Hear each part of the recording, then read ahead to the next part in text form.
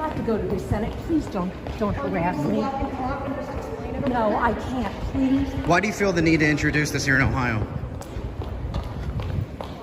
Why do you want to talk about this bill that you are sponsoring?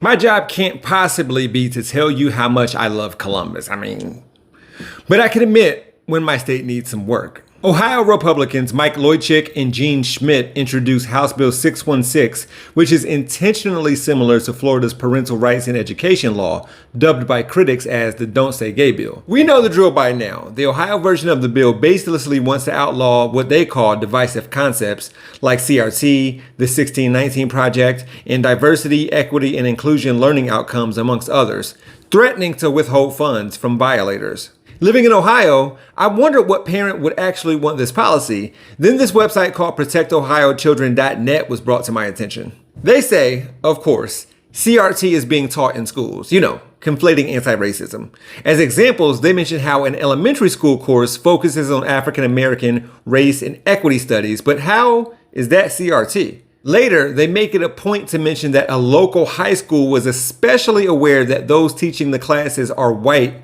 so it was critical to get feedback from parents and students from across the community to ensure all voices were represented and heard.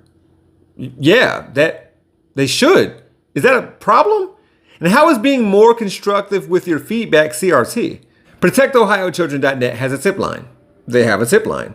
And apparently they received a tip about a local teacher and posted a video of her Instagram page, which is private, so that's pretty suspect for her followers. Anyway, because she dares to feature that she has books like My Magical Words and The Hog Mollies and The Visit with Victoria. They also received a tip about a social worker from a company called Centero who is offering a program called Healthy Bodies, Healthy Futures, a comprehensive sex health program. More on this later. According to their YouTube channel, the Protect Ohio Children Coalition has 3 goals: find evidence of obscenity in Ohio schools, build the coalition, and strengthen and change Ohio law. They say every child in Ohio deserves a safe classroom free of obscenity.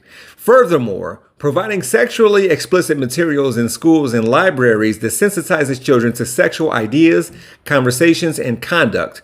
This is a strong component of the grooming process used by sexual predators, they went on to say. As I mentioned a second ago, Centero states that their comprehensive sex ed is offering medically accurate education that could teach kids about consent, abstinence, and how to proceed safely and have healthy boundaries. Wouldn't that help prevent what this website and YouTube channel are afraid of? This isn't an endorsement for that program. I'm just saying that what parents of Ohio have against it isn't convincing. And this workshop is not only offered to middle school and high schoolers, it's promoted to their parents so they can know what they signed their kids up for and how they can help their child not be susceptible to predators and groomers. The way things seem, Centero is teaching this stuff to kids without parental consent or guidance. This info is available to all on their website. They're not hiding it. ProtectOhioChildren.net, this is embarrassing. Ohio, you're being an embarrassment.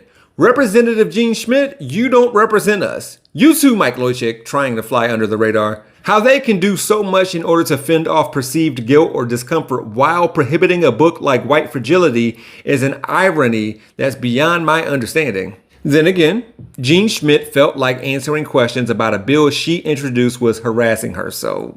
This is Texas and Florida material, 2 states that Ohioans visit because our weather is fickle, but we stay at our resorts when we're there so we don't mingle with the locals knowing that there might be a chance of a racism. By the way, what if I want my kids to be able to read White Fragility at their school? How else would they learn about middle American mediocrity and victim mentality?